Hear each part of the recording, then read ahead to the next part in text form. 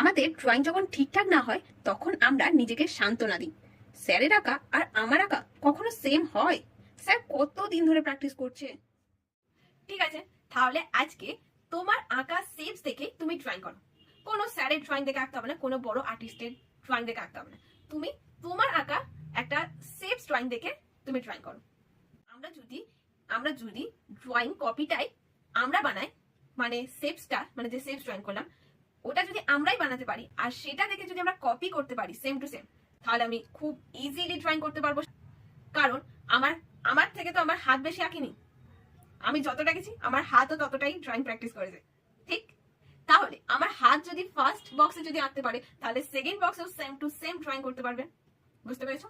আর আমরা যদি পুরো আমাদের নিজের আঁকাটাই যদি ঠিকঠাক মানে পুরো সেম টু সেম নামাতে পারি, তাহলে যে কারো ড্রয়িং হোক, যে কোনো কিছু দেখেই তুমি খুব ইজিলি ড্রয়িং করতে পারবে।